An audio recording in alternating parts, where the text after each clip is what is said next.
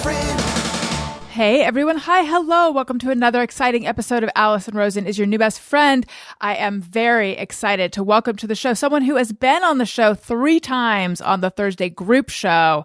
But each time, but especially the last time, I'm like, I need a little more time with this guy without all these other people so that I can really get to the heart of like, what makes him tick? Will we find out today? I don't know. I also need to say right at the top, something is going on with my left ear. And so it is distracting to me. So in the way that I'm not normally on top of my game, I'm going to be even like, here's me and like my game is in the other room.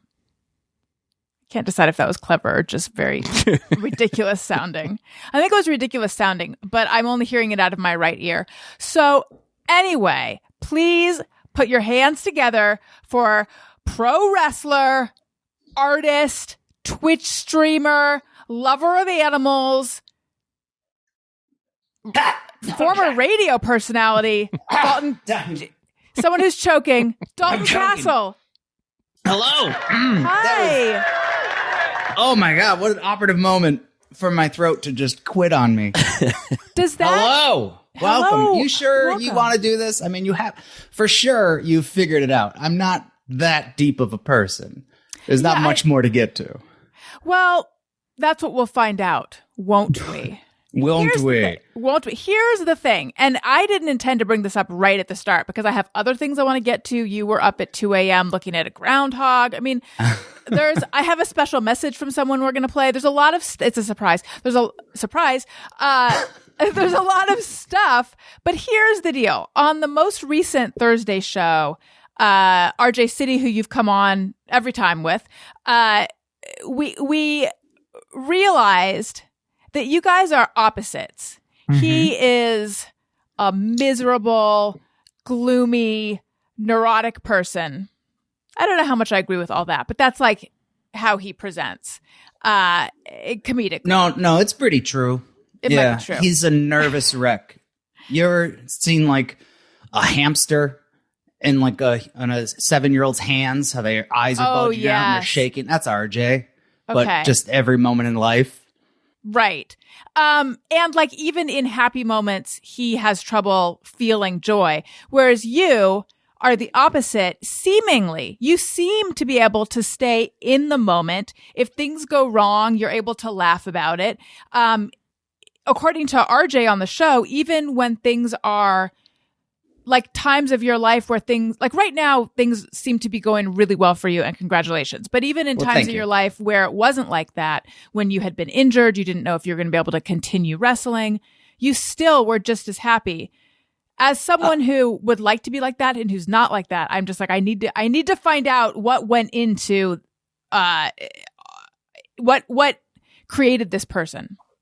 Okay. Yeah. I mean, thank you for coloring me like that. I do feel generally happy. I think I always kind of steer towards the bright side of the situations. And I don't know if that's just who I am naturally or if I've just been kind of lucky where my life is great, that I don't really have much to complain about. Or is it I don't know. I don't know if it's something I consciously do, because I do have sad days. I do have them. And I would say I just have more happy days than sad, or I do my best to try to like point out what's good in life and really concentrate on that. And that kind of makes things easier. I was listening to an episode of Sam Roberts' podcast that you were on in 2016, and you did talk on that show about a stretch of time where you were depressed. So you're not just Mr. Sunshine. Exactly, yeah. I don't know, maybe I've learned, getting older, I've learned it's easier to go through life if you accept what's happening and also like look at the hilarity of the situation. Like RJ says, I'm able to kind of embrace when things are falling apart and make fun and laugh, especially, I would say especially when things are going bad. That's sometimes the funniest moments to me, because what can you do other than if you sit there and panic about how awful it is and then start thinking about how worse it's going to get? I start thinking about how worse it's going to get, and then it makes me laugh. Do you find yourself catastrophizing ever? What does that mean?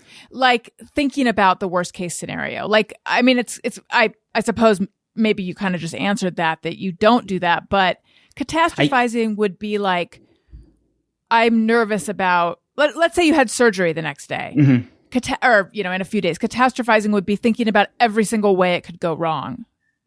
I used to. Okay. It's still like those thoughts pop up, but I have been on this planet for 36 years and I've gotten through every awful thing that's come in my path. And because I've gotten through all that, I realize when something bad comes across, I'll get through that too. I just got to remind myself that like, this is just another thing I gotta work towards. And once I like convince myself of that, which is not easy. It's difficult. Sometimes it takes days. Then it gets a little easier and just accept, because like a lot of times the worry that I have is about stuff that hasn't even happened. So like, why am I worrying about it? It hasn't happened yet. It's not real. Oh, I think by definition, all worrying is about stuff that hasn't happened yet, right? Yeah. So it's ridiculous to even like let it, occupy your brain at all. See, that's what I'm saying. That's so healthy. That is a mindset that most people can't achieve. Tony Thaxton, hello. Hi. How far into it are we? I mean, we're like 8 minutes. Yeah. But I mean, that's different on the Monday show. Yes. You did used to come to me early, but now it's just like whenever it happens. Honestly, if I didn't have this ear issue and if I were fully off my game in the normal way I'm off my game and not even further off my game, then I feel like I would have gone to you around the 3 or 4 minute mark. What do you think's going on with your ear? Is it the headphone or is it your actual ear? No, it's my actual ear. I was feeling some allergy earlier. So there's 2 different allergy pill or medications I will take. One is Zyrtec, which is a pill, and the other is this like nasal spray thing that the ear, nose, and throat doctor gave me. And so I had that in my room. God forbid I go out of the room to get Zyrtec. So I'm like, I'm just going to use that. And I did that. And I'm wondering if I don't know if it irritated something or if it went in the wrong place or I don't know. But since then, one of my ears has felt clogged. But I feel like this has been happening a lot lately. When you need new ears. You ever think of that? Yeah. I hadn't thought about that. Where does one get them? I got an ear guy. Claire's. Oh, you do? Yeah. Ooh. No, that's where you go to get your new earrings. Oh, do they sell ears now? Yeah, they're in the back. Wonderful. Everything for your head is at Claire's. There was a head shop in Orange County. Right? Yeah. There was a head shop called Things for Your Head. Oh, wait a minute. Sorry. It was called Things for Your Head. But then I think they were worried that it was too like salacious. So they changed it to Things for You. But it was still just a head shop. Wait, it's a head shop. Is that like smoke stuff? What is? Yeah. Where? Like what hookahs? Hookahs, bongs, probably like lighters with naked ladies on them. Maybe some pewter spoon teaks or something. What did they call those stores where you grew up? No, I think they're called head shops. Okay. Well, now where I live now, they all just said vape shop. Like they're all vape something. Yes. Vape is the new head. That's there. Hey, man, you ever got road vape? I know people who've gotten in accidents over road vape. Okay. All right. I say let's start with a surprise message for you, Dalton. Okay. I'm so excited. Hey, Dalton, Jimmy Pardo here. Listen, Alison tells me that you're the guest on her show this week. Don't screw this up. The last thing I need to hear is that you throw her into a half Nelson or, God forbid, a full Nelson or a fireman's carrier or some other wrestling term that I remember from way back in the day. Anyway, let's hit the mat. Stay safe. 10 and 2, goggles and gloves. This is the greatest surprise ever. I'm so happy. Goggles and gloves. Well, I know you're a Never Not Funny Jimmy Pardo fan. Yes. So I thought maybe I could get a message from him to you, and that was that.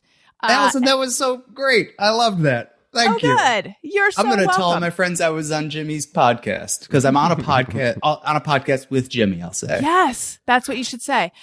Okay, so a lot to get to. Let's just first hear I still want to go back to all the stuff we were talking about.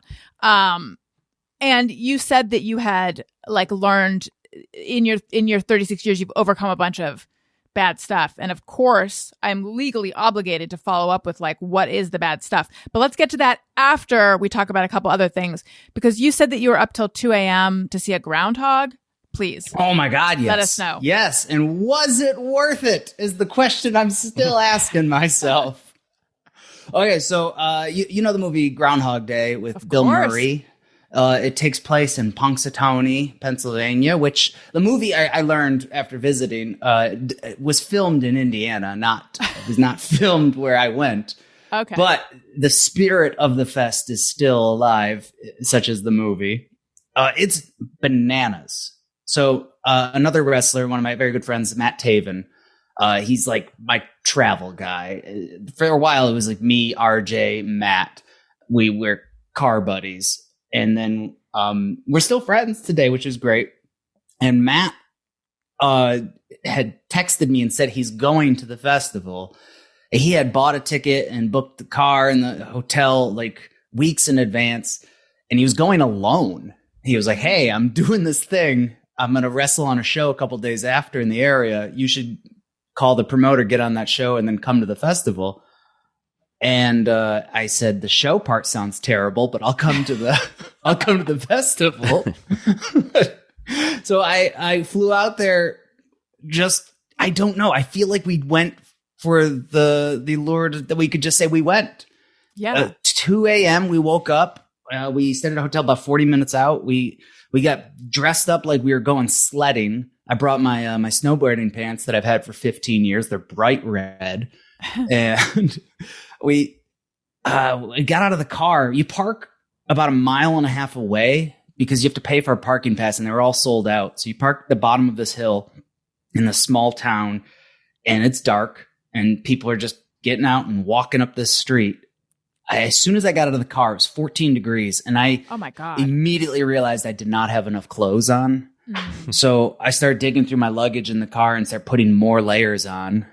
We walk, I don't remember how long it took, but it was this dark, unlit road up straight hill for 1.5 miles. And when we get there was already about 2,000 people. Oh my gosh. Just sitting around this stage watching these dudes on.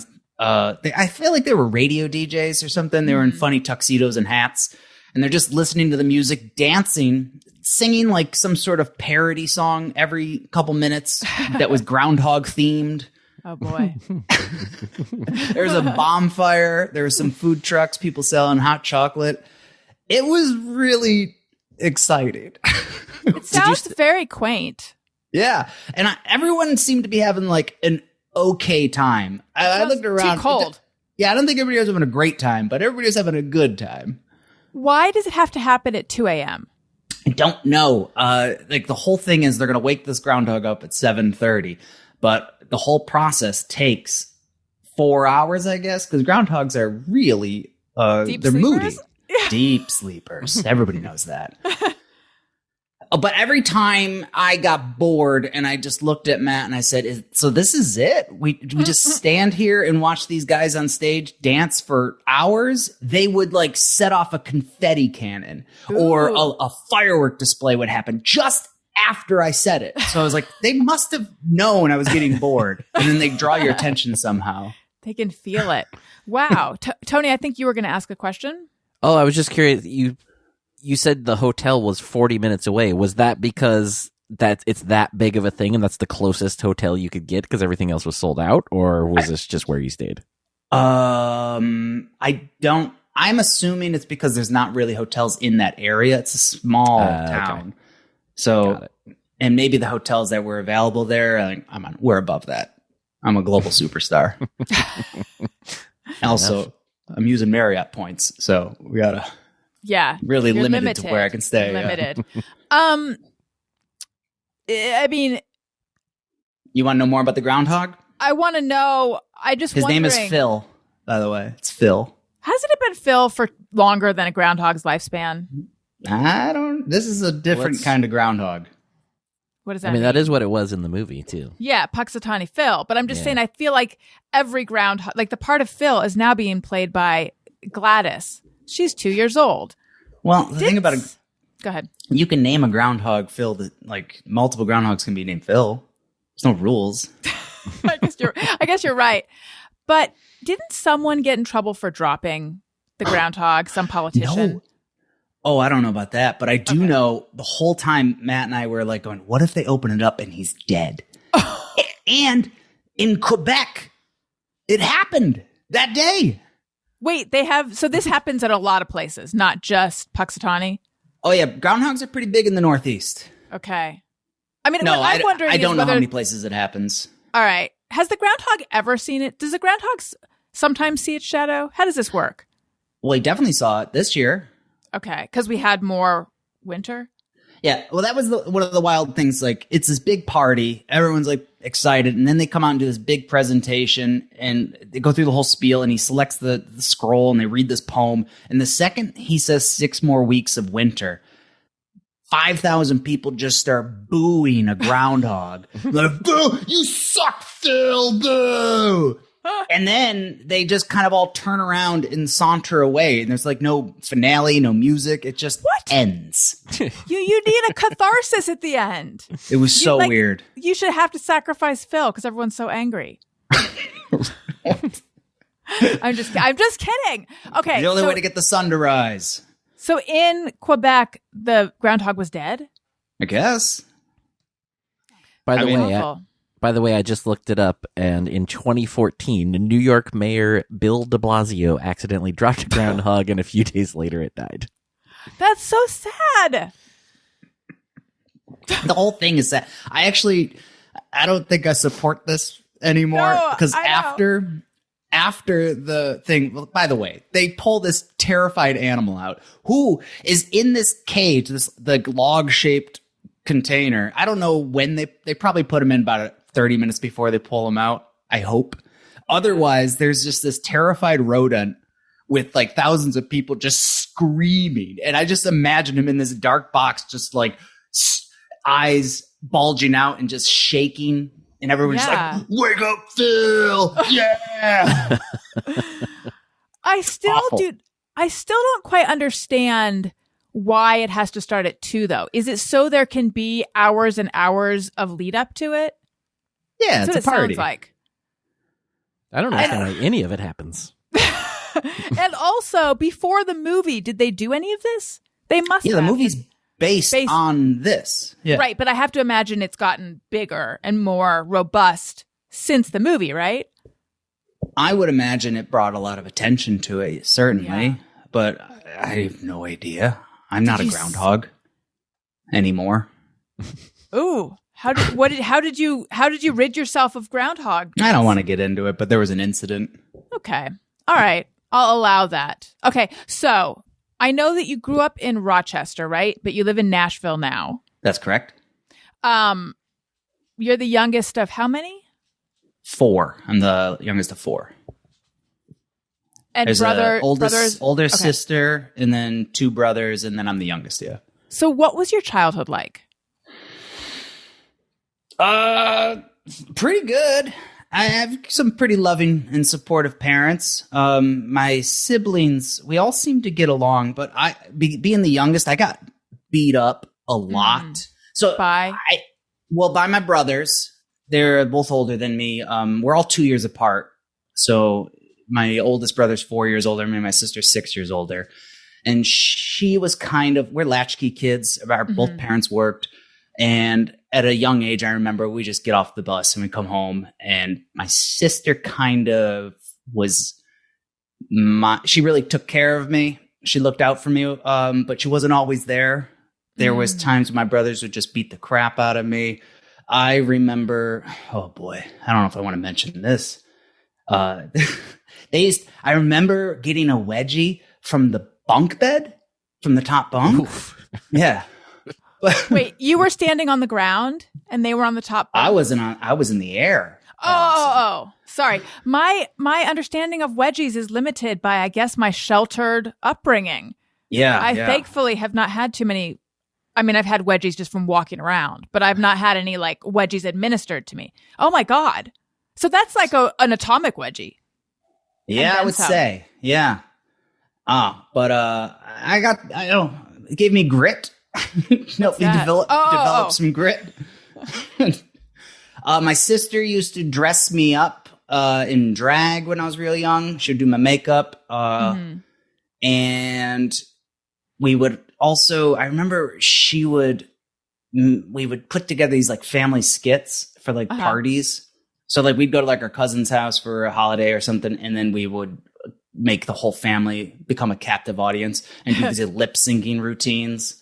Was it all your siblings or just your sister and you? It was all of us. Yeah, all four of us. She would force us all to be in it. And I loved it. It was great. I never really knew what I was doing. What? Do you think there's a relationship between her dressing you in drag and putting you in makeup and you and your Dalton Castle character now? Who, if anyone doesn't know, like you have a very androgynous, flamboyant, colorful and glittery. Yeah. Yes, character. Glam rock. I think every step of my life has prepared me for the career that I landed in. Unintentionally, like it was all an accident. We played sports. 3 of us played soccer. My oldest brother played football and baseball, but my father he coached every one of us who played soccer. So I got to have like my father as my coach for most of my life. And then I was the only one who got into wrestling. We watched pro wrestling when we were real little. I remember my brothers would we had these 2 couches in the basement, and they would push them together, like, so they would face each other, and we pretend that was a giant ring. And I would put on plastic bags, like grocery bags, wear them like a tank top and tear it off like Hulk Hogan. And, but when I was like 11, I started wrestling in school. And we all kind of like picked a different sport to go down. And I was lucky enough to fall into that one. And you were drawn to that because this is what I've gleaned from my research, which is spotty, but your sister's boyfriend, who you thought was very cool, was into wrestling. And is that why you chose it? It is. Yeah. I thought he was real cool. I went to our town was huge that we lived in. It was a really big town. We had 4 high schools. And the middle school I was in, like 7th grade came around and they were like listing off the sports that they offer in gym class and they said wrestling, and like perked up because like I knew my sister's boyfriend wrestled, and I was like, I'll try that. And I had to leave the school I was in because my school didn't have the team. I had to get on a bus after school and go to a different school and you were committed. Oh, yeah, I didn't know anybody there. I was the only person who would travel over there. It was really weird. Oh, that's not true. I think one other kid came with me the first year. But yeah, it was scary. Yeah. Did you like it right away? And if so, can you articulate what appealed, like what you liked about it? I don't know. I must have liked it because I kept going back, but I remember being torturous. It was way harder than I was anticipating.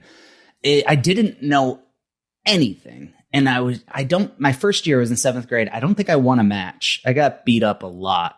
And part of that was I was missing like 40 minutes of practice every day by traveling on the bus. But then the next year, I was in 8th grade. So I was one of the older kids on the team. And I started to get it in a little better. And the second like things started clicking in my head, it got enjoyable. So then after my freshman year, I had to do the same thing in high school. I had to travel to another school. And then after that year, I realized I loved wrestling. And so I switched high schools. so I wouldn't miss 30 minutes of practice anymore. Mm-hmm. Were you like a big kid, a little kid, and at what did you hit? At what point in all of it did you hit puberty? I don't think I'm there yet. It'll happen. Yeah. It'll happen when it happens. I do. I have hopes. I want to grow a really thick beard. No, I wasn't like a big kid. I probably weighed like 130 when I was in middle school, early high school. I graduated high school at like I was wrestling at 171 my senior year.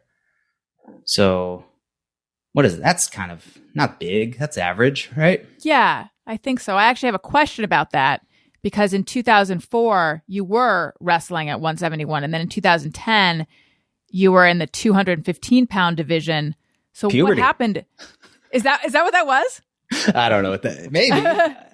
I went to college. Wait, what years was it? 2004 was when I graduated high school. Right. I guess my question is, like, when an athlete does that, is that because they're eating eggs and building muscle, or is it like watching TV and eating ice cream? Well, definitely ate a lot of ice cream in college. I think it has to do with I'm just working out more and I'm growing faster, and you kind of stunt your growth or your weight a lot in wrestling. I may have been wrestling at 171 in like college, 174 a couple of years, but I was probably weighing 190, 185 because you had to cut down weight each week. Oh, right. How did you do that? Well, in my early years, I would you do like the sauna suits, you like these rubber suits that you put on, and you lose like a ton of water weight like last minute. You really limit your intake of food and water the last couple of days. And I had a terrible habit of puking before matches. Like the week before, I would yourself? Yeah, like I would call it seasonal bulimia. It was because I learned that it would help me drop a couple pounds real fast before I weigh in. So I just kept doing it. It was like a lazy cheat. And go ahead. My teeth paid the price. Ton of cavities after that. Yeah. I have never. I feel like I should almost at this point there should almost be a trigger warning for people who struggle with eating disorders. I've never successfully been able to make myself throw up except when I've been drunk. And I feel like all women who came of age at a certain time did try. But I was just like, I could gag and stuff, but nothing would come up. However, if I was actually sick or had drank too much, then so easy. You should come to the Groundhog Festival. We'll get you puking. Okay, so I'm realizing something strategic. Is the point that you want to actually legitimately weigh more than your class than your division, because that gives you an advantage, and then you cut weight right before? Is that what's going on? I don't know well, obviously what's better is to be healthy at the weight that you are. If you can lower your body fat and be naturally that weight, you're going to compete kind of better. But a lot of guys, so in the beginning of the year, you would take this test. It's called the hydration test. You try to lose as much weight as you can, and then you have to keep your hydration levels up. And you go to the doctor and they measure you pee in a cup, and then they little litmus test, and then they're like, oh, okay, you're hydrated. And then they measure your body fat, and they tell you legally how far down you can go. And once they give you that bottom number, almost always your coach is like, all right, that's your weight class. So, but why? I think it's because everyone's doing it. So if you stay where you are, you're going to be wrestling people who are much larger than you and stronger. Yeah. Mm-hmm. Interesting. Okay. So There's a lot of different places to go. Let's stay with wrestling for a minute. What's interesting to me, and I'm sure I'm the millionth person to say this, but it's interesting that what you were doing, Greco-Roman wrestling, which seems more rigorous than it's more rigorous, more of a like genuine sport, arguably more competitive, is considered amateur wrestling, but then pro wrestling is much more theatrical. Like I said, I'm sure that this is not a unique thought. Mm-hmm. Well, it also happens like you're not getting paid. Oh, is that what makes amateur versus pro? Right. Is that what that refers to? I believe so. Okay. So I know that you thought that Greco-Roman was the direction you wanted to go as opposed to professional wrestling, right? Yeah, I never thought I was going to be a pro wrestler. But why? I don't know. There's a lot of things I never thought I'd be doing. I guess I just never.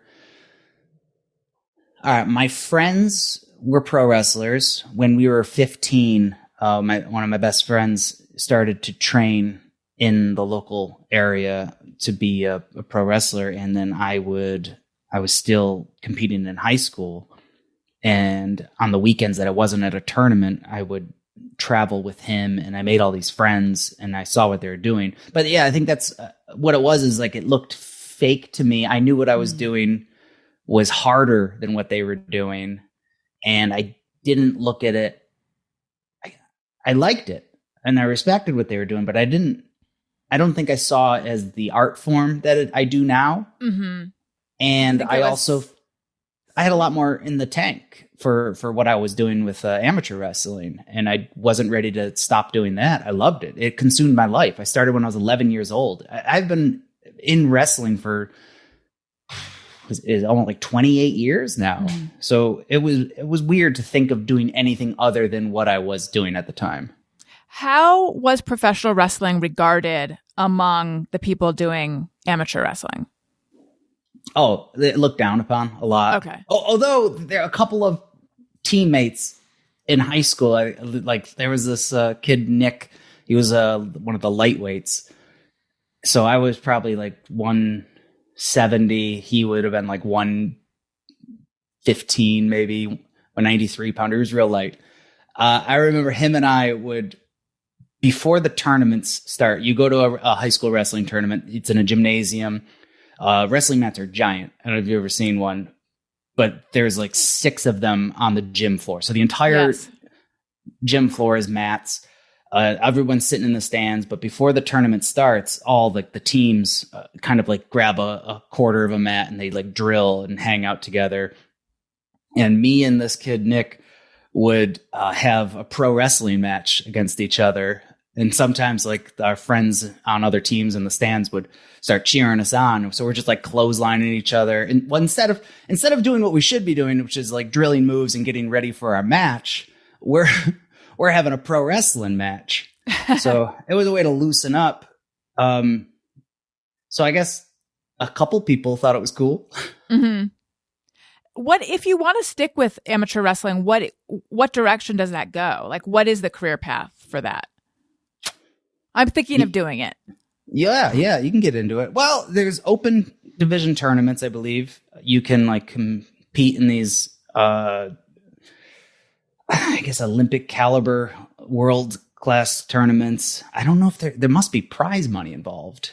I think a lot of the guys, they like make their money like teaching, like running camps.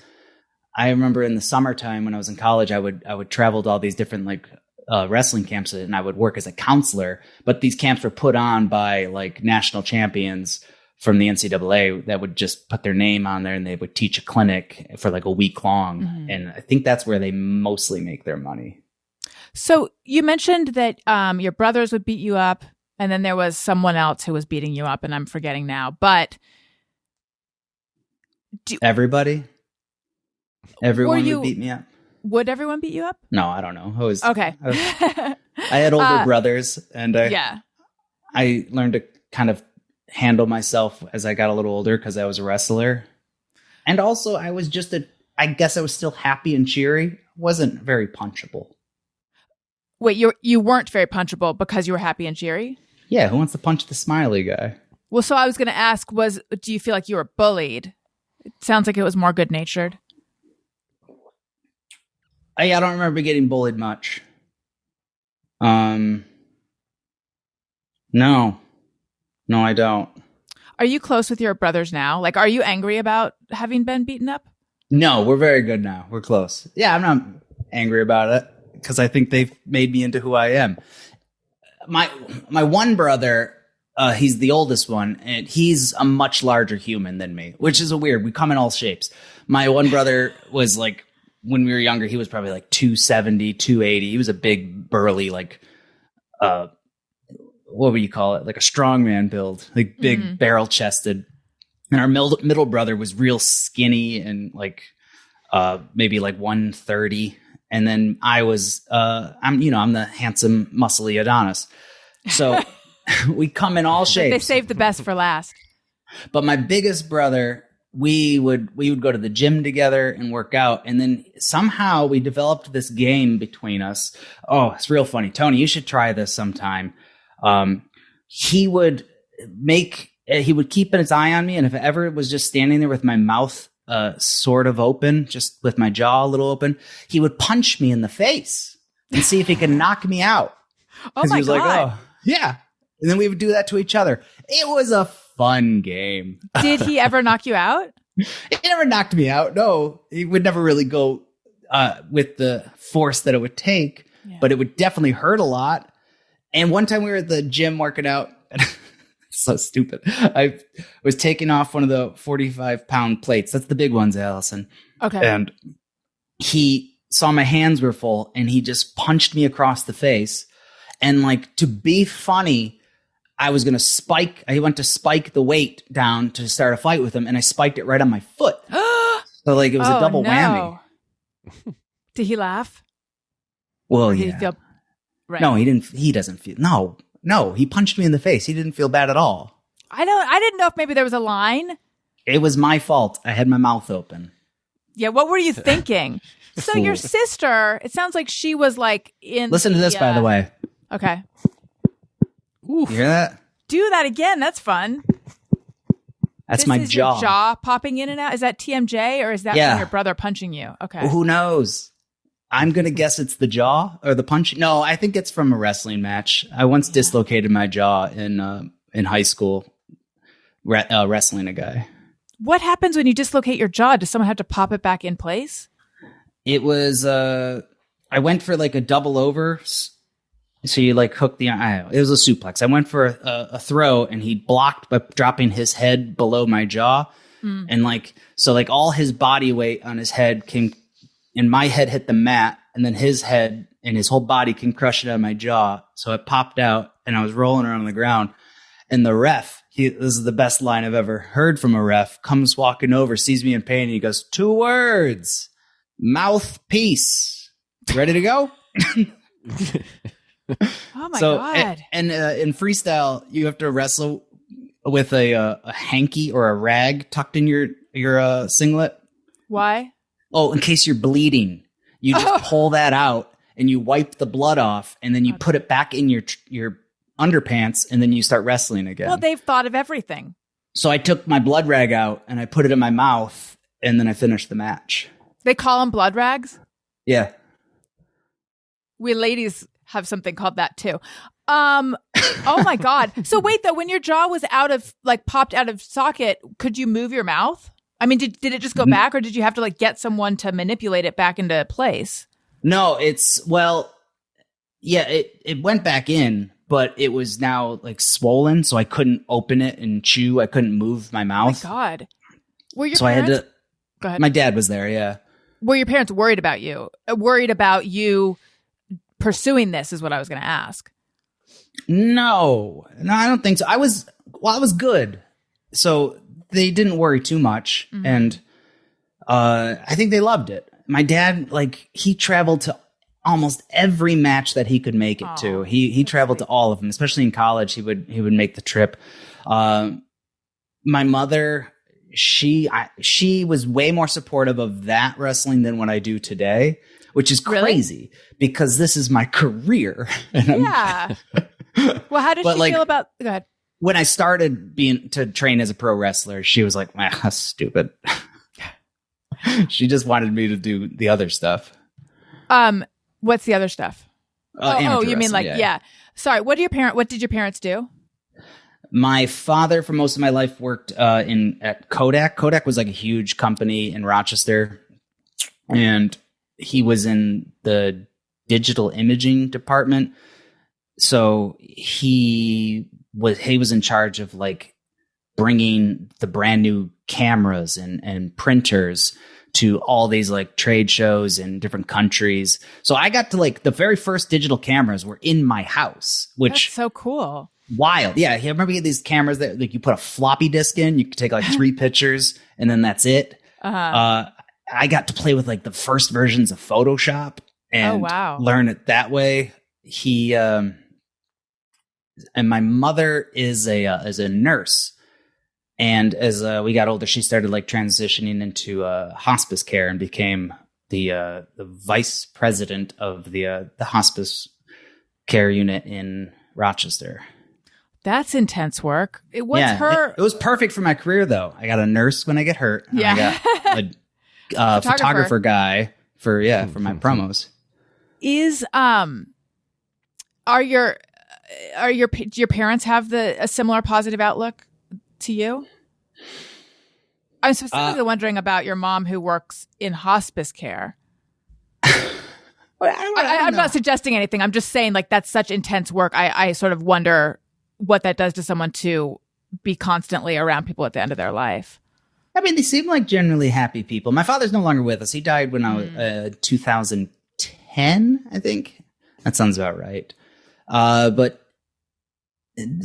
I don't know. They always kind of had a positive outlook on life that made my life easier. They never really showed me their fear or doubt. Yeah. So your mom is, but also I was the youngest of 4. So like I was forgotten about a lot and left playing in my room by myself, or the basement. So maybe I wasn't around to see the dark times. But so your mom is not into what you do now? She is supportive of me. I don't think she fully understands what I do, but she definitely realizes how it's a big deal, and she loves that I do it, and she's proud of me. She is proud of me now. What was it like at the beginning? Dismissive, I guess. Did she think it was silly? Yes. Yeah, she did. But I mean, it's weird. It's a very weird world to like just kind of understand real quick. I have been around it my almost my entire life, so like I kind of figured it out from the inside. But if you just like show it to somebody and like, oh yeah, they do this, they have 1,000 questions and they don't really understand any of what you tell them. I mean, do you fully get it yet? Oh, I get it. I get it because I went to a match. I don't know if you've heard about all this.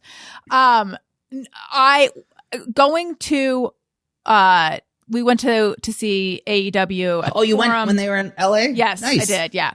Yeah. Ask her what time she showed up. Okay. Wait. I was hoping this wasn't going to come up.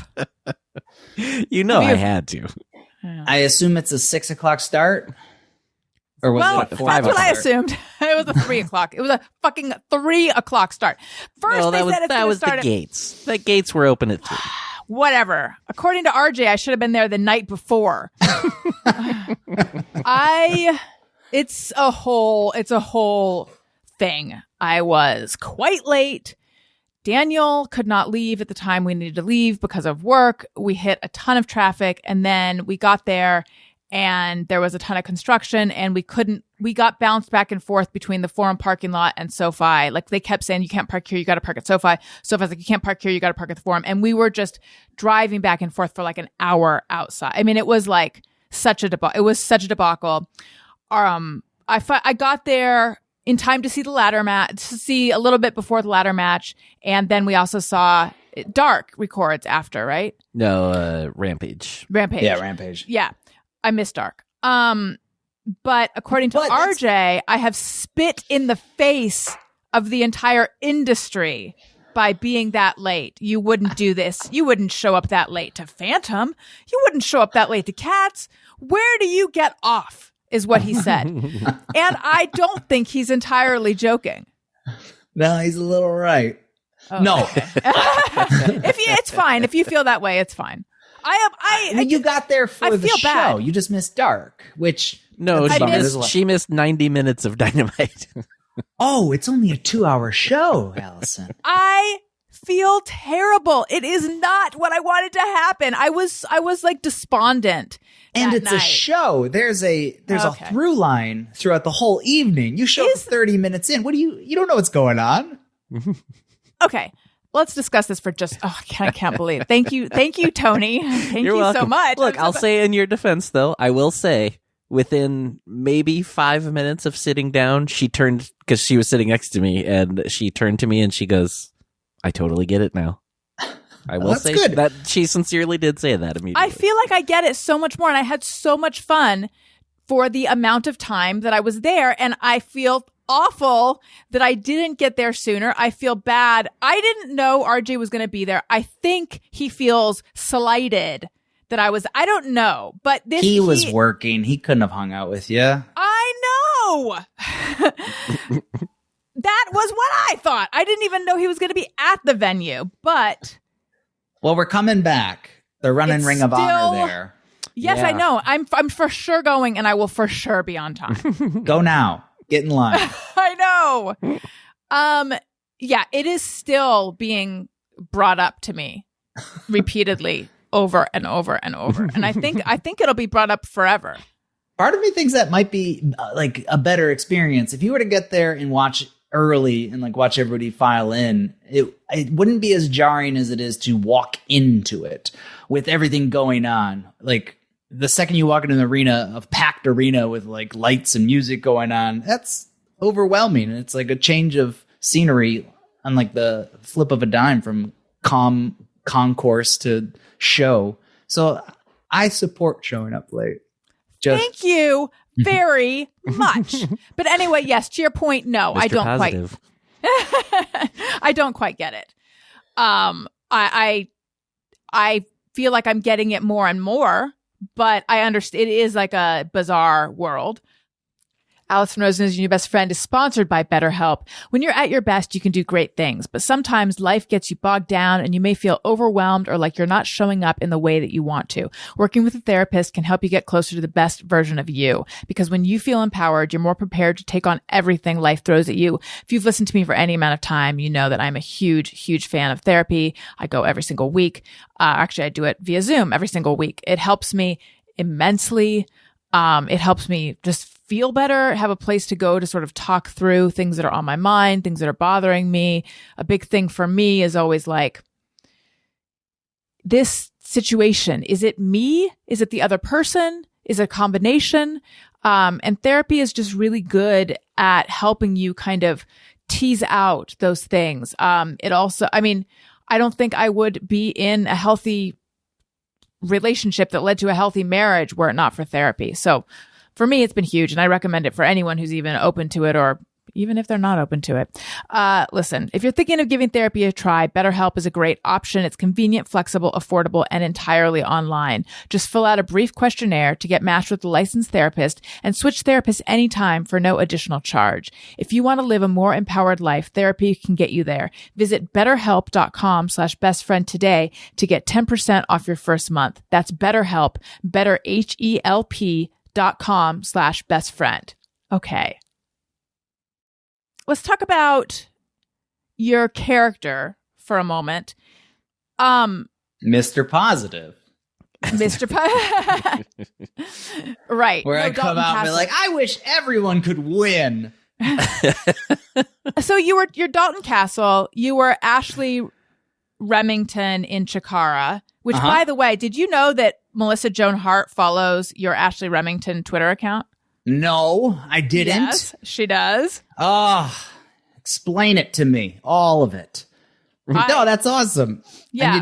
I have that pass. I got to figure out how to get back into that account. Have you all, what was your character when you first started?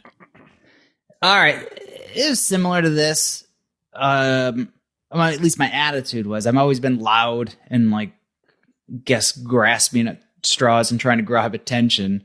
When I first started wrestling, I think I wore these like black trunks with like yellow stars on. I didn't have gear, but my friend Jimmy did. He had these old trunks he gave me. He let me wear. They were Macho Man's tights. Macho Man had this 3 stars across the front, so I wore those. I had these like white kick pads that I borrowed, and then I was tying tassels around my biceps like the Ultimate Warrior, and that's what I thought I was gonna be. I'm like, yeah, I'm gonna just do what I liked when I was a kid. I'm gonna try to be an 80s guy. And over the years, I mean, developing a character early in wrestling is very difficult to do because you don't even know how to wrestle yet. So it was tough to focus on a character and the moves.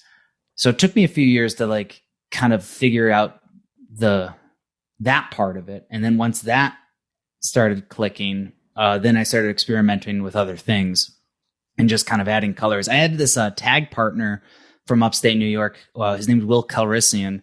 And when we started teaming together, we based most of our team off the song from Katy Perry, Peacock.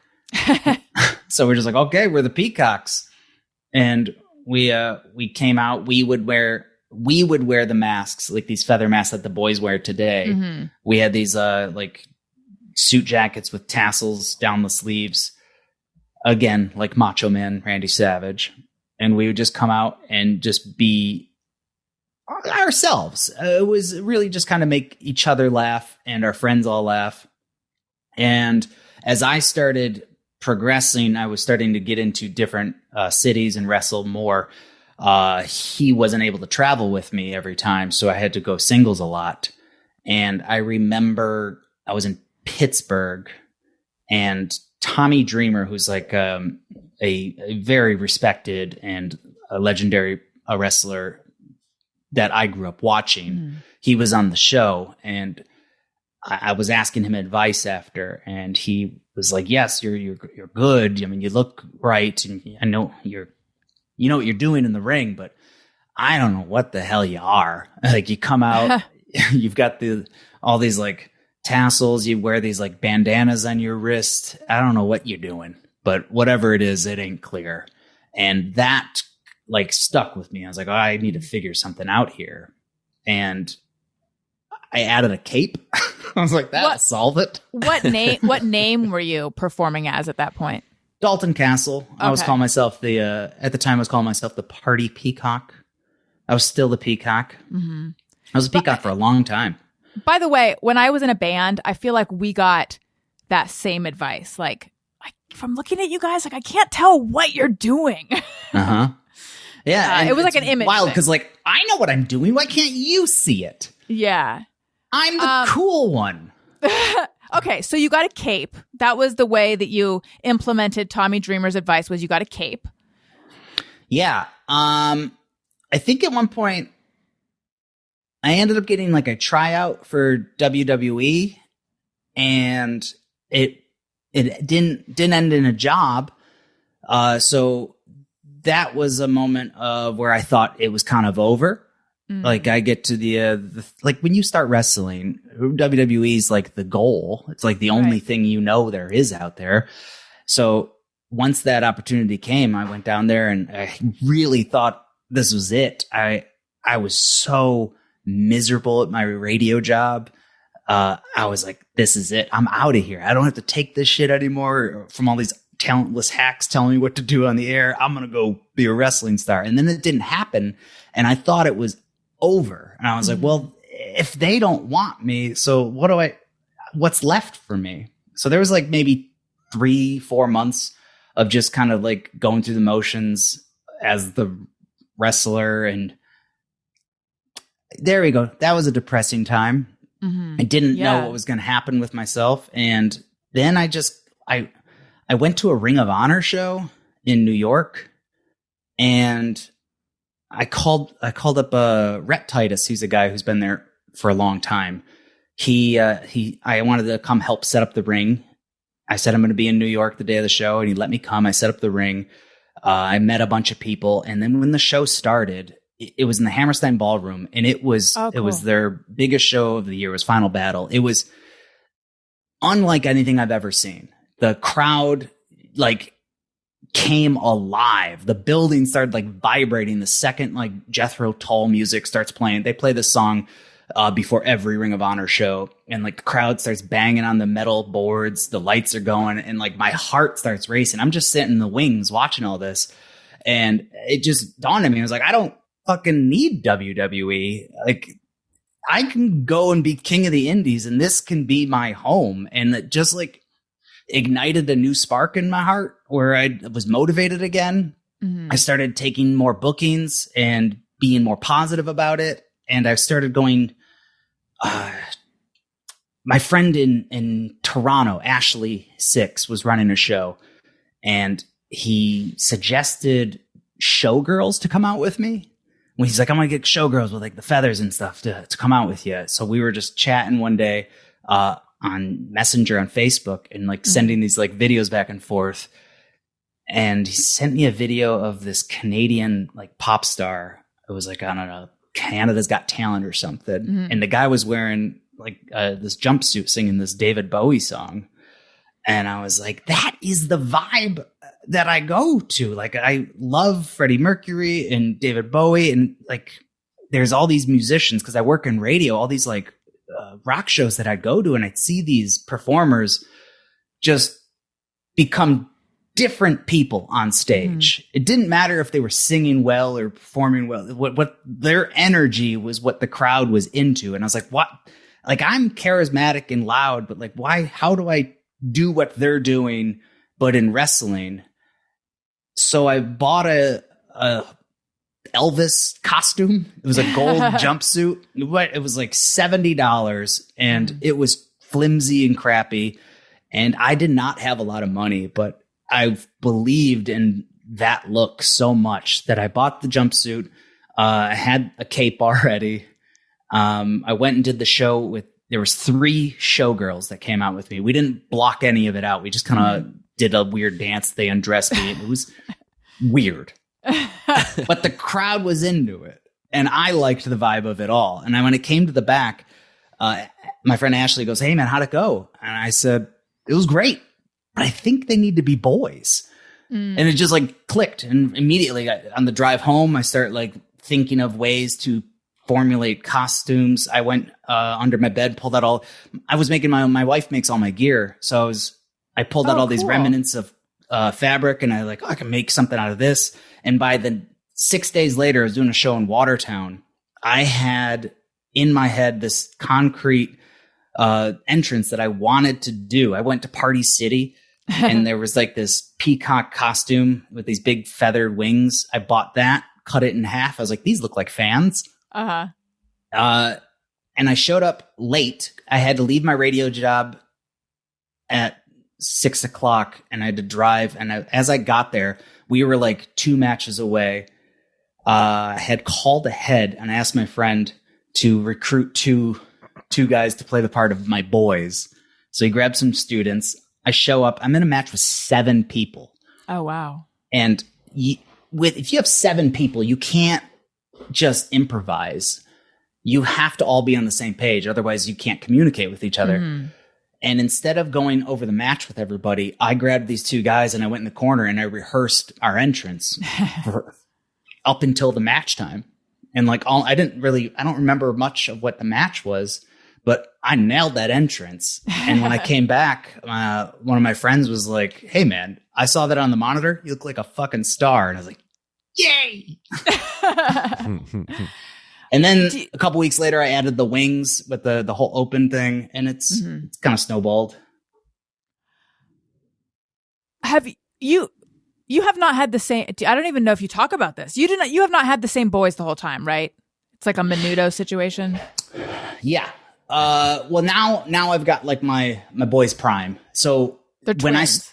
The Tate twins, Brant and Brandon, they are excellent at being boys. They are like, it's unbelievable how perfect they are and how great they are doing it. It was just luck. I was doing the act for maybe 2 or 3 years before Ring of Honor gave me a look, and they were giving me a spot in Nashville. It's like this top prospect tournament where like they kind of showcase new guys, and I had done a tryout for them, and they offered me the spot. And when I showed up, they said, we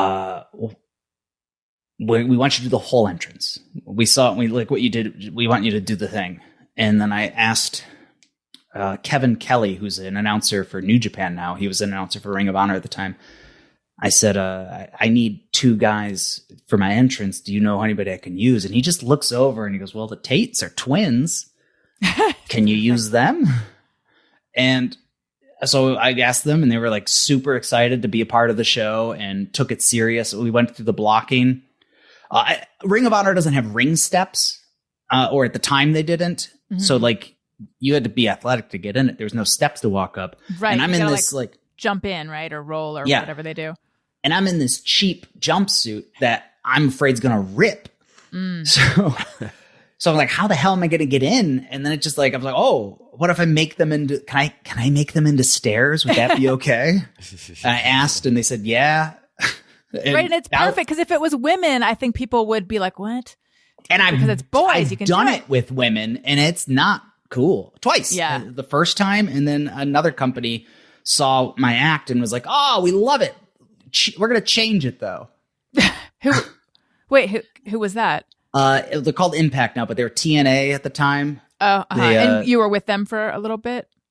Only for a weekend. So I did this show in Nashville, and the second like I opened the wings up, it was like I had been there for years. The crowd was so polite and inviting. It just made me feel real, and like it filled me with such positive feelings and I confidence that I knew what I was doing was right. And like the match went well. I lost and didn't have a job. So like a couple days later, somebody from TNA called me and said, we want to fly you down for a couple tapings.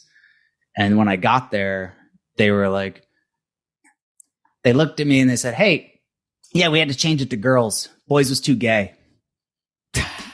And I just like being a young kid, instead of standing up for myself, I just went, okay, yeah, whatever. And I went through it, and I knew right from that moment, I knew I wasn't going to work there. I knew I couldn't work there. Well, they were closed-minded and stupid. And you liked my act. What are we changing?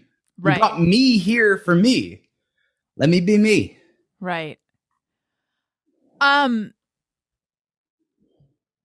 The androgyny and the, I don't know what I would even. I just want to touch on the Tate twins again. Yes. We were on like the last hour it was 4 hours of taping. I watched them in the corner going over the steps of our entrance the entire time. It wasn't their match. It was my opportunity. And they took it so serious and helped me out in such a big way. I couldn't have asked for a better opportunity. Like, had it not been them, it might have been it might have went well, but it definitely wouldn't have gone as well. They set me up for a lot of success. It was great. So great. Are they, what did they do aside from being your boys? Like, are Beats they me. Like, I was wondering if, like, are they wrestlers on their own or? Yes. Yeah. They're very good wrestlers too. Yeah. And we were just champions together. We held the Ring of Honor 6-man titles for the second time. I don't know, for like 8 months. It was a long time. That's awesome. I'm sorry you lost it. You lost your belt. It's okay. Going through TSA has gotten a lot easier. So what I was going to say is like the androgyny and I don't even know if it's accurate to say homoeroticism. Like, it seems like other people like that. It's just TNA. hot, Alison. It's just hot what I do. Okay, the heat. Yeah. Like, obviously the TNA person thought that was an aspect of it. Is any of that intentional? Is it just, this is your expression? Yeah, I'm not trying to push buttons or anything. Mm-hmm. I'm legitimately doing what I'm attracted to. And the characters I see on these stages and who I admire and find inspiration from, they act this way, and I'm comfortable doing this. So that's who I want to be. This sexual. What was that? We did hear that. Yes. It was just my Pharaoh cane. Oh yes, we have one of those too. Put it right here. Oh, Tony, we have. Hey, purple one. Oh my God, Alison, if you have one right next to you, that'd be perfect. It's in the house, but it's purple. It's like the same as Tony's, except it has little bite marks all over it because Wendy. I'm just gonna get a couple knots out real quick. Yeah, do it. What were you saying? I don't remember. You were saying that you're not trying to push buttons. I'm just being awesome. Yeah. So when you had your radio show, and you had a radio, you were a radio guy for years. Yeah, about 8 years. What was the format? I started in alternative new rock in Rochester. I did about 3 years there. Oh boy. So I started in weekends, and I got that job because I graduated with a broadcast degree, and I had a broadcast and theater degree, and I don't know what to do with my life. And the only jobs in Rochester are either the news or radio. So I got a job in the promotions office, which is where you just go to like the strip club and hang banners up and give away prizes, which, oh boy, what a job. Mm-hmm. And we had these like sessions where they would bring like the band in who's playing whatever club that night. They'd come in and we'd bring a couple listeners in for like an acoustic session or a meet and greet. And the listeners would show up and we'd put them in this conference room and they'd just sit there bored. Mm-hmm. And so I just start entertaining the people, talking to them, like asking them all these questions. And I just never stopped making sure they were distracted, that they were just waiting to meet Carolina Liar, which who's going to wait around 3 hours for that? Whatever. But the program director at the time, she was in there. Her name was Therese, and she just loved that I was ambitious and not scared. And she said, "Hey, you want to be on air?" And I go, "Absolutely." So they started training me. I did weekends for a couple months, and then the night guy got fired, so I got to do nights. And then after a couple months of that, our station played Opie and Anthony. Mm-hmm. They played the replay in the afternoon. So Opie and Anthony would do their morning show. We would get the recording and air it in the afternoons. And it was huge. It was a big show in Rochester. So they got fired, and I immediately got put on air for the afternoons. So I was just brand new to it, and everyone hated me. I was going to say, yeah, if people are expecting Opie and Anthony, mm-hmm. say O and A, that's what we call them. I don't know who calls them that. And then so many phone calls. Yeah, they're like, "Where's O and A?" And I just got sick of it, and I just started saying, "Oh, you didn't hear? They died." And I would try to tell everybody that they died, and then I got in trouble from my program director for that. Did you use a special radio voice, or did you use the one that we're hearing right now? Was it a little radio-ier? I would, maybe the first couple of years, probably. Yeah. I remember being real nervous. Like anytime I would crack the mic, like I would never sit. I was always standing, and I'd like get that stance like on the thing. YouTube.com/Alison Rosen to see the stance. Yeah, it's gonna be hot. Let's see the hot stance and the shiatsu massager thing. Yeah, I was yelling a lot into the microphone, which now not a good thing to do, but yeah, that's the voice I would use. Guy who's too nervous, so he just screams and talks real fast. What did your mom think of your radio career? Oh, she liked that. She thought that was cool.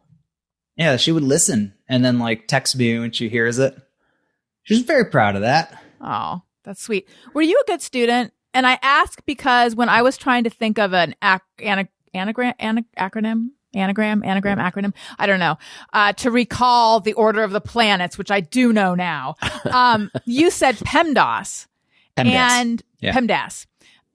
And I didn't know what that was. And I looked it up and I'm like, oh, I remember learning this. But I feel like only a good student would remember that. Oh. Well, my father was also a math teacher for part of my life. So I didn't know that. Okay. That That was burned into my brain too. Left that part out. Sorry. Yeah. That's okay. I only talked about the interesting parts of his job. Yeah. Some people find math fascinating. But were you a good student? Not at first. No, there was talk of like holding me back when I reached middle school. I got kicked out of class a lot. I was very starving for attention, which I've calmed down a lot now that my career is like my outlet, but I would get kicked out for joking around too much. I spent a lot of time in in-school suspension. And my freshman year, I was in earth science. I remember my teacher just had it with me. I did something. I think I threw like a wadded up wet paper towel at somebody's face during and my earth science teacher kicked me out of class for the rest of the year. There was like 2.5 weeks left. He said, for the rest of the year, you're gone. But what came clear is as I got better in high school wrestling, I had to do good in school. I wanted to switch high schools. My parents threatened to not let me do that, or they were going to send me to a Catholic school if I didn't get honor roll. And if I wanted to continue wrestling, I had to be good at school. So I did what it took. I did the bare minimum to stay on the team. Got it. I started sitting in the front row so I wouldn't screw around anymore. You buckled down. I did. I figured it out. How did you meet your wife? She was going to massage therapy school in Rochester, and she was classmates with my roommate's girlfriend at the time. And what happened was, I believe she was watching a YouTube video that we made. I would always make like little skits and videos through my whole life. I still do it. Like I'm still making Planet Peacock on YouTube. That's bizarre. I've been doing it for almost, holy crap, almost 30 years. But she saw me in one of their videos and said she wanted to meet me because I was hot. So yeah, I went to a party and met her there. And the rest is history? Yeah. Well, it was a romantic evening. We were at somebody in their class was having like a party with like a fire, like a big bonfire. This is an adult party, by the way. Okay. We were the youngest people there. How old were you though? 22, maybe 21. You guys have been together for a long time. Yeah. 15 years about. Wow. And now she's leaving you for the NASA guy. It's about time. She moves up in this life and gets out of this world. Right. I was a sweetheart too. Like, so she was throwing fireworks into the fire secretly. She threw fireworks into the fire, and they started going off. And as everybody scattered, I grabbed her and used her as a human shield. And I think at that moment she was like, "This guy, he's a protector. I want to date him." And but at that point, did you already know that she liked you? Had already been communicated to you? I was told, this girl thinks you're hot. Right. Okay, yeah, so you had already been told that. Got it. Okay, let's see here. What time is it? We're taking up your whole evening, but we have Just Me or Everyone, Hey Go Fuck Yourself, and some questions. Let's quickly do Just Me or Everyone. Is it just me or everyone? Okay, do you happen to have one? I could pull one out. All right. Is it just me, or does everyone think about how our bodies are made up of trillions of microorganisms, and you're like thinking about this with your brain that you think is yours, but then you realize your brain is also made up of trillions of little microorganisms. So you're like, hey, is it me or is it we? I don't have that thought, but I will now. But sometimes when I see a super magnified picture of all the little mites and shit that live all over your skin, then I want to die. Do you get itchy? Yes, I do. All right. You have to take care of those. They're reliant on you, Allison. I know. It's a real symbiotic They want you to eat right. They want you to be happy. They want you to scrape your skin off. What should I do? What should I do to take care of them? Periodically spill food on my arms or something? They love Slurpees. Go to 7-Eleven. Just pour it all over you. Like a Juggalo with Faygo. Just dump it in your head. Yes. Do you happen to have a hey, go fuck yourself? The people on the plane who stand up in the aisle as soon as the seatbelt sign goes off. Especially the man last week who was sitting on the window and I was in the aisle and said to me, hey, can I get out and get my bag? And I had to explain, when it's your turn, yes. As you should. Do you enjoy those kind of exchanges? Like, do you enjoy? No. No, because why am I still teaching this lesson, which is so plainly obvious to me and most of the world? Why? How are people still doing this? Are they just not looking around? Do you not see that there's nowhere to go? And also, you're making it longer for us all to get off the plane. Mm-hmm. If we all just filed out the way it should be done, you know, it's incredible. AEW. We usually take a bus from the hotel to the venue, and it's remarkable when we pull in and everyone stays seated and they file one by one. Everyone gets up and it gets out so smoothly, and it makes me so happy. I was like, oh, we all go through the same problem every week on the plane, and now look at us. Those other promotions, their buses are chaotic. Probably. They don't even have buses. Sorry. So we got to get, you have to eat dinner. You have to say, so hey, blah, blah, blah. And then Tony will play the drop. Oh, so hey, impatient people on the plane. Hey, go fuck yourself.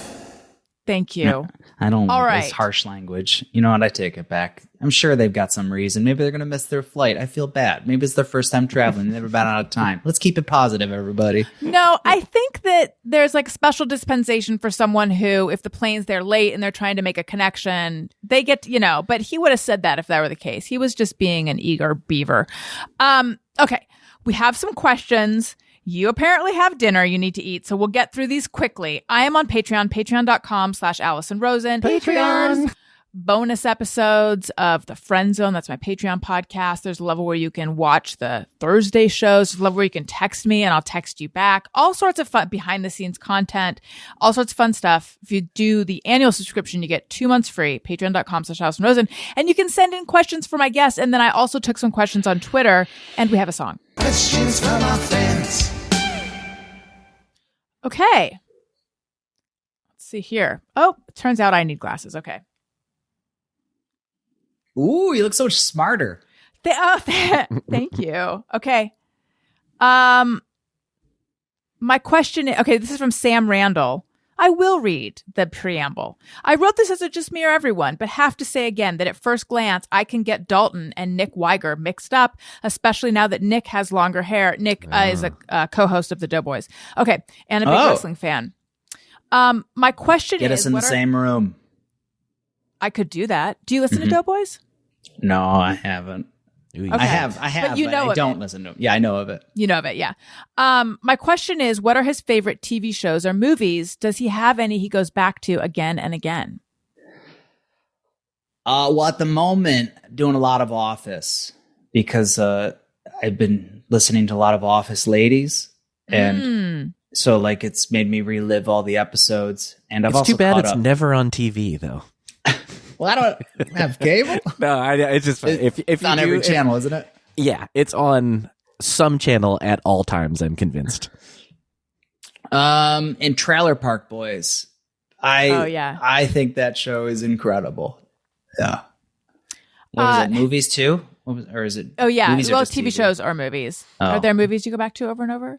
Yeah, I can watch Jaws at any minute, any day if it's on. I've never seen Jaws. Get out of here. I know. I feel like I need to see it. And also I need to get out of here. And also Office Ladies. That's a real I'm surprised. It's a surprising pick for you, I think. I don't know. Well, they're so well prepared with like talking about the process of the show itself, and that part fascinates me. Yeah, just like breaking down things. I do like to listen to like recap podcasts and things. Okay. Fwam Dre says, who are Dalton's favorite painters or paintings, and what inspires him personally to paint? Thank you. Colors. That's my inspiration. I don't know if I have like a favorite painter as far as like classicals go. Love me some Van Gogh. Who doesn't love that? Some impressionist. Sure. Jackson Pollock. He makes me feel like I can do that. But also makes me feel like I can't when I try. So, yeah, maybe those will do. I think those will do. Let's see here. Okay. Phineas Coathanger. What is the biggest drawback of being the most charismatic man on the planet?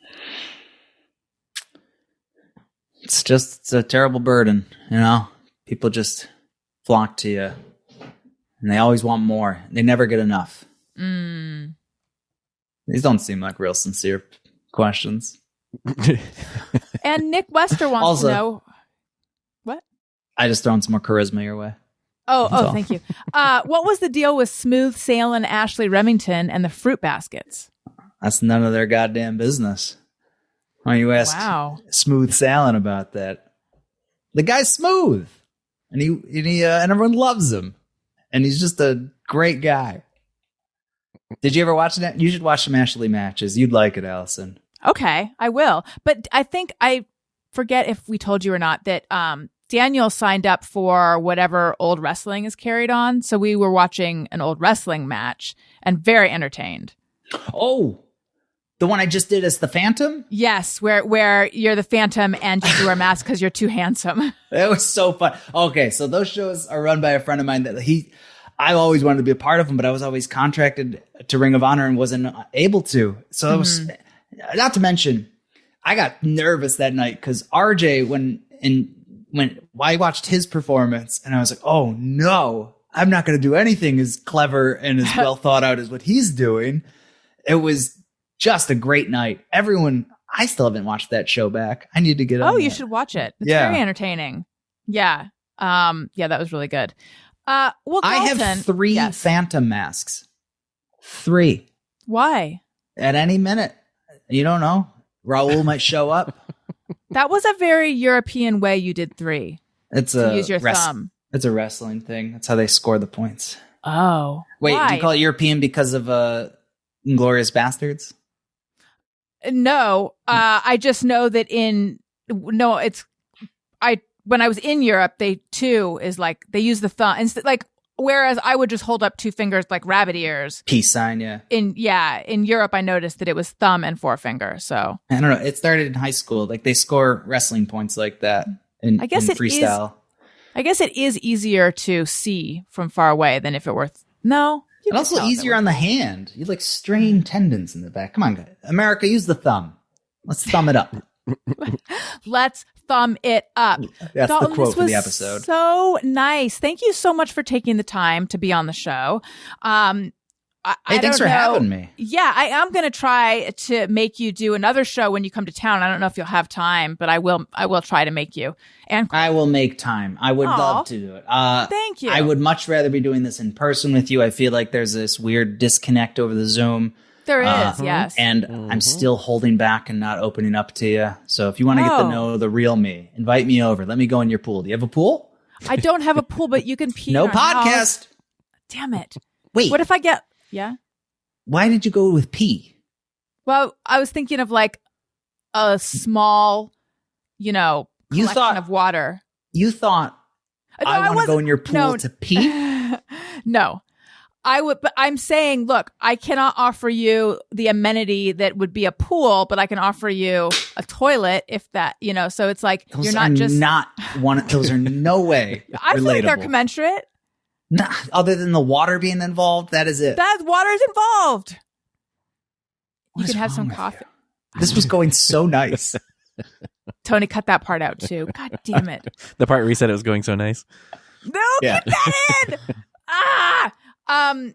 Look, it's March 31st that you're going to be here. So we could probably get a pool by then. Yeah. Start digging Encino Man style. Yeah. We'll get a pool, then we can do this in person and it will be delightful. Tell everyone, plug whatever you would like to plug. I got a website, theplanetpeacock.com. The Ring of Honor pay-per-view March 31st in Los Angeles. If you don't live in the area, go ahead and order that sucker. Mm-hmm. Watch AEW. What else do? Oh, I got a Twitch channel. I like when people watch me paint, although it hasn't been very frequent. So follow me on that because I don't usually announce when I'm going. I just go.